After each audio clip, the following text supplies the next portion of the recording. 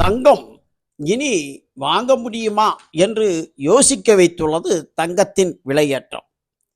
August 1 முதல் சிறு சிறிதாக ஏறிய தங்கம் செப்டம்பரில் குறையும் என்று எதிர்பார்த்த நிலையில் தற்பொழுது இதுவரை இல்லாத அளவுக்கு தங்கத்தின் விலை ஏற்றம் 75,000 நெருங்குமா, 76,000 நெருங்குமா என்று கேள்வி எழுப்பிய நிலையில் ஒரே ஜம்பாக ஒரே நாளில் 640 உயர்வு.